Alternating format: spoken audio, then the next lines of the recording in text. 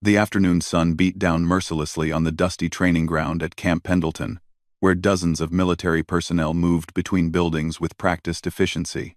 Among them, Staff Sergeant Maria Rodriguez limped slowly across the courtyard, her right leg bearing the weight of injuries sustained during her third deployment in Afghanistan. The metal brace beneath her camouflage uniform clicked softly with each step, a constant reminder of the IED explosion that had changed her life forever. Maria had been a Marine for 8 years, serving with distinction in some of the most dangerous regions of the Middle East. Her record spoke volumes. 2 Purple Hearts, a Bronze Star, and countless commendations from superior officers who respected her unwavering dedication to duty. But today, as she made her way to the medical facility for her weekly physical therapy session, she felt the weight of judgmental stares more than the weight of her injuries. A group of Navy SEALs had been conducting training exercises at the base for the past month, and their presence had created an atmosphere of competitive masculinity that sometimes crossed the line into arrogance. These elite warriors, fresh from successful missions overseas, carried themselves with the confidence that came from being part of one of the most prestigious units in the military. However, some members of the team had developed an unfortunate habit of looking down on other service members, particularly those they perceived as weak or damaged. As Maria approached the main pathway, she noticed several of the SEALs gathered near the entrance to the mess hall. Their conversation was loud and boisterous, filled with stories of their recent accomplishments and jokes at the expense of others. Lieutenant Commander Jack Morrison, the team leader, stood at the center of the group, his chest puffed out as he regaled his men with tales of their latest training exercise. The moment Maria came into view, the tone of their conversation shifted. Sergeant First Class Tony Briggs, a muscular man with a perpetual smirk, nudged his teammates and pointed in her direction. His voice carried clearly across the courtyard as he made his first cruel comment about the injured Marine struggling to walk normally. Maria had heard such comments before during her recovery period, but they never failed to sting.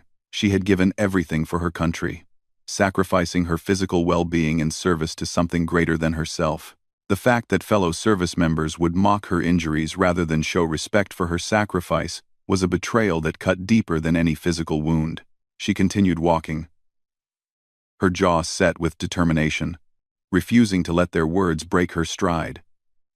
Years of military training had taught her to push through pain, both physical and emotional, and she would not give these men the satisfaction of seeing her crumble. But inside, her heart burned with a mixture of anger and disappointment at the behavior of those who should have understood the cost of service better than anyone. The SEALs continued their commentary as she passed, their words becoming increasingly crude and disrespectful. They questioned her fitness for duty, suggested she should be discharged, and made jokes about her ability to keep up with real soldiers. Their laughter echoed across the courtyard, drawing attention from other personnel who watched the scene unfold with varying degrees of discomfort and disapproval. What the SEALs did not know, and what Maria's modest demeanor concealed, was the extraordinary nature of her service record. During her second deployment, she had single-handedly held off an enemy assault for over 6 hours, while protecting a downed helicopter crew, earning her the nickname, the Guardian, among her unit. Her tactical knowledge and combat experience rivaled that of Special Forces operators, and her courage under fire had saved countless lives during her tours of duty. The injuries that now slowed her walk had been sustained during a mission where she had volunteered to clear a suspected bomb site to protect civilian contractors. The explosion that damaged her leg had also revealed a larger network of explosives that could have killed dozens of innocent people. Her quick thinking and willingness to risk her own safety had prevented a catastrophic loss of life, but the SEALs saw only her current limitations, not the heroism that had caused them.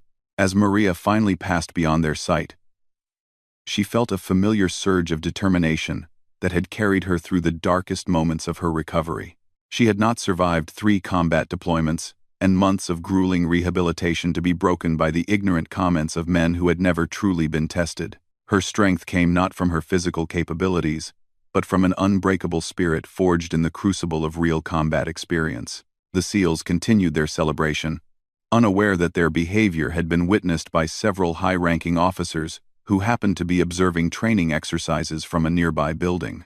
Among them was Colonel James Mitchell, a decorated veteran who had served alongside Maria during her first deployment and knew firsthand the caliber of Marine she represented. His face darkened with anger as he watched the shameful display of disrespect toward one of his finest soldiers. Unknown to the boastful SEALs, their actions had set in motion a series of events that would soon reveal the true measure of character and courage. The military community was smaller than most people realized, and news of their behavior would travel quickly through channels they could never have anticipated. The respect they thought they commanded through fear and intimidation was about to be challenged by something far more powerful: the truth about the woman they had chosen to mock. Maria reached the medical building and paused at the entrance, taking a deep breath before entering. She had learned long ago that the opinions of small-minded individuals could not diminish her worth or her contributions to the Corps. Her fellow Marines, the ones who truly mattered, knew her value and respected her sacrifice. That knowledge would have to be enough to sustain her through moments like this, even as she hoped that someday, attitudes within the military would evolve to better honor all who served with distinction. 3 days after the incident in the courtyard, the base buzzed with an unusual energy as preparations began for an unexpected high-level visit. General Patricia Williams, the first female commandant of the Marine Corps, had arrived for what was initially described as a routine inspection. However, those close to the command structure knew that her visit had been prompted by reports of concerning behavior among visiting personnel. The SEALs had continued their arrogant behavior throughout the week, apparently emboldened by what they perceived as their untouchable status. Lieutenant Commander Morrison had even gone so far as to suggest that the base's standards had become too lenient, allowing subpar personnel to remain on active duty. His comments, made during what he thought was a private conversation with base personnel, had quickly reached the ears of Colonel Mitchell and other senior officers. Meanwhile, Maria continued her daily routine with quiet dignity, attending physical therapy sessions and gradually returning to limited duty assignments. Her therapist, Dr. Sarah Chen, had been amazed by her patient's progress and determination. Despite the ongoing challenges posed by her injuries, Maria had consistently exceeded recovery milestones and demonstrated a level of mental toughness that impressed even seasoned medical professionals. During one of their sessions, Dr. Chen had learned more about Maria's background and the circumstances that led to her injuries. The story that emerged painted a picture of extraordinary heroism and selflessness that stood in stark contrast to the cruel characterizations being spread by the visiting SEALs. Dr. Chen, a former Army medic herself, recognized the signs of someone who had given everything in service to others, and felt compelled to ensure that Maria's story was properly understood. The turning point came during an all-hands meeting called by General Williams to address the entire base personnel. The auditorium was packed with Marines, Navy personnel, and the visiting SEAL team, all wondering what had prompted such a high-level gathering. The general took the podium with the bearing of someone who had spent decades earning respect through competence and character, rather than intimidation and bluster. She began by speaking about the values that defined military service: honor, courage, and commitment. Her words carried the weight of someone who had broken barriers and faced down skeptics throughout her career, rising to the highest ranks through sheer determination and exceptional performance. As she spoke, her eyes occasionally moved to the section where the SEALs sat, their expressions growing increasingly uncomfortable under her steady gaze. Then, without warning, General Williams called Maria to the front of the auditorium. The injured Marine rose slowly from her seat, her movement still hindered by her injuries but her posture straight and proud. As she made her way to the front, a hush fell over the crowd, and even the most boisterous of the SEALs seemed to sense that something significant was about to unfold. What happened next would be remembered by everyone present for the rest of their careers. General Williams began to read from Maria's service record, her voice clear and strong as she detailed achievement after achievement. She spoke of Maria's first deployment, where she had earned a commendation for valor after leading a successful rescue mission behind enemy lines. She described the second deployment, where Maria's tactical brilliance had helped her unit complete one of the most successful counterinsurgency operations in the region's history. But it was the account of Maria's final mission that truly stunned the audience. General Williams described in vivid detail how Staff Sergeant Rodriguez had volunteered for an extremely dangerous assignment to investigate reports of explosives near a civilian checkpoint. Despite knowing the risks, Maria had insisted on conducting the reconnaissance personally, believing that her experience gave her the best chance of completing the mission safely. The explosion that had injured her leg had been the result of a carefully planned ambush, but Maria's quick thinking and courage under fire had prevented a much larger catastrophe. Even while wounded and under enemy fire, she had managed to identify and disable a network of explosives that would have killed dozens of innocent civilians and fellow service members. Her actions that day had saved lives and prevented what could have been one of the deadliest attacks in the region. As General Williams continued reading, the full scope of Maria's heroism became clear. She had not simply been injured in the line of duty. She had been wounded while performing an act of extraordinary courage that exemplified the very best of military service. The Purple Hearts and Bronze Star mentioned in her record were not participation trophies, but recognition of genuine valor in the face of extreme danger. The auditorium remained silent as the general concluded her reading of Maria's record. Then, in a moment that would be etched in the memory of everyone present, she turned to face the SEAL team directly. Her words were measured but carried the unmistakable edge of command authority as she addressed the behavior that had prompted her visit. She spoke about the importance of respect among service members and the sacred duty to honor those who had sacrificed for their country. Her message was clear. True strength came not from mocking others, but from lifting up fellow warriors and recognizing the courage it took to continue serving even after paying such a heavy price. The SEALs, who had spent days boasting about their own accomplishments, now found themselves confronted with a level of heroism that dwarfed their own achievements. Lieutenant Commander Morrison's face had grown increasingly pale as the general spoke. He realized that his team's behavior had not only been witnessed but had prompted intervention from the highest levels of military command. The woman they had mocked and belittled was not just another injured soldier, but a genuine war hero whose courage and sacrifice had made a real difference in the lives of countless people. The meeting concluded with General Williams asking for a moment of silence to honor all service members who had been wounded in the line of duty. As the auditorium fell quiet, the weight of Maria's sacrifice hung heavy in the air. When she returned to her seat, the applause that followed was thunderous and sustained, led by Marines who had always known her worth but joined by others who were learning it for the first time. In the aftermath of the general's presentation, word of Maria's true record spread quickly throughout the base. Personnel who had previously known her only as the injured Marine, walking slowly across the courtyard, now understood that they were in the presence of someone whose courage under fire had saved lives and exemplified the very best of military service. The respect she had always deserved was finally being given freely and without reservation. The days following General Williams' revelation brought a profound transformation to the atmosphere at Camp Pendleton. The SEAL team, once strutting around the base with arrogant confidence, now moved with a subdued awareness of their spectacular misjudgment. The contrast between their boastful behavior and Maria's quiet heroism had created a stark lesson in humility that would resonate throughout their careers. Lieutenant Commander Morrison found himself unable to sleep, replaying the moment when he realized the magnitude of his team's mistake. The woman they had mocked was not just another service member struggling with injuries, but a decorated war hero whose courage had literally saved lives. His attempts to justify their behavior to himself crumbled under the weight of Maria's documented heroism, leaving him with a crushing sense of shame that penetrated deeper than any physical wound. The first sign of change came when Sergeant First Class Briggs, the most vocal critic of Maria's presence on the base, approached Colonel Mitchell's office and requested a private meeting. The same man who had made cruel jokes about her walking difficulties now stood before the colonel with obvious distress, asking for guidance on how to properly address his behavior.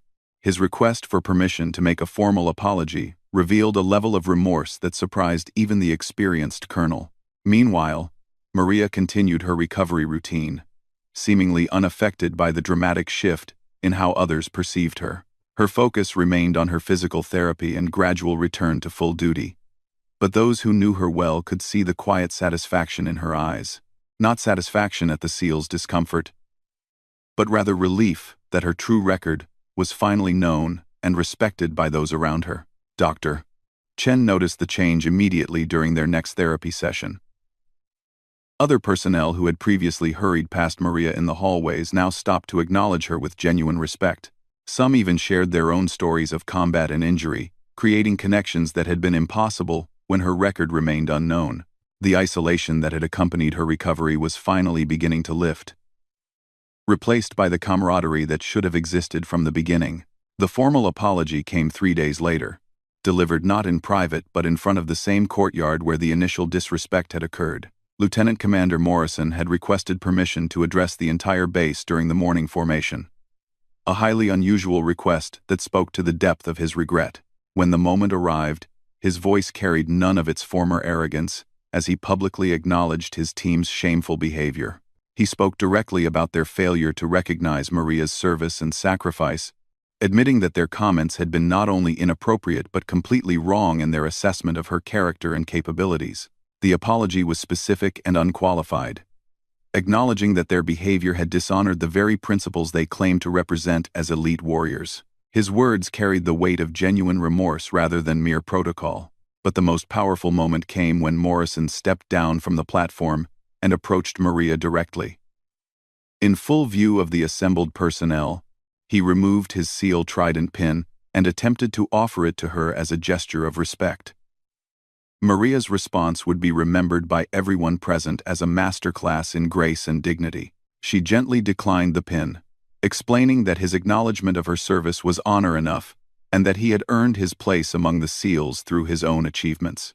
Her refusal to accept the symbolic gesture, while graciously accepting the apology, demonstrated a level of character that further elevated her in the eyes of those watching. She had every right to extract maximum satisfaction from the moment, but instead chose to offer redemption to those who had wronged her. The lesson in leadership and maturity was not lost on the junior personnel who witnessed the exchange. The transformation extended beyond mere apologies. The SEAL team requested permission to learn about Maria's tactical innovations during her deployments, recognizing that her combat experience contained valuable lessons that could enhance their own capabilities. What began as mockery evolved into genuine professional respect as they discovered that her insights into urban warfare and explosive device detection were based on real-world experience that exceeded their own. Morrison privately approached Maria to request her input on a training scenario his team was developing, acknowledging that her expertise in the areas they were studying was unmatched. The conversation that followed revealed not only her tactical brilliance but also her willingness to share knowledge despite the poor treatment she had received. Her professionalism in the face of their earlier behavior served as another lesson in military bearing and character. The impact of the incident rippled far beyond Camp Pendleton. General Williams ensured that Maria's story was shared at leadership conferences and training academies, using it as a teaching tool about the dangers of prejudice and the importance of looking beyond surface appearances. The tale of the injured Marine who walked past a group of SEALs became a powerful reminder that heroism often comes in unexpected forms and that true strength is sometimes hidden behind visible wounds. Maria's own response to the renewed attention remained characteristically modest. When interviewed by military journalists seeking to document her story, she consistently redirected credit to her fellow Marines and emphasized that her actions had been driven by duty rather than any desire for recognition. Her humility in the face of praise demonstrated the same strength of character that had enabled her to endure mockery with dignity. The SEAL team's deployment orders came through 2 weeks later, but their departure from Camp Pendleton was markedly different from their arrival. Instead of leaving as they had come, with swagger and superiority, they departed with a new understanding of what it meant to be part of the military community. The lesson Maria had taught them about courage, sacrifice, and dignity would travel with them to future assignments, potentially preventing similar incidents throughout their careers. In the months that followed, Maria's continued recovery became an inspiration to other wounded warriors at the base. Her combination of determination and grace under pressure established her as an informal mentor for personnel struggling with their own injuries and challenges. The respect she had always deserved was now freely given, creating an environment where her knowledge and experience could benefit others. The story of Maria Rodriguez became a testament to the power of truth and the importance of looking beyond surface appearances to recognize the real character of those around us. Her quiet dignity in the face of disrespect and her gracious response to eventual recognition demonstrated that true leadership comes not from position or reputation, but from integrity and strength of character that remains unshaken by either criticism or praise. The injured Marine who had walked past the SEALs that day had taught them all a lesson that would last far longer than any training exercise. That honor is earned through service and sacrifice, that strength is measured by how we treat others, and that real heroes are often found walking quietly among us, their greatest achievements hidden behind humble exteriors and visible wounds that tell stories of extraordinary courage.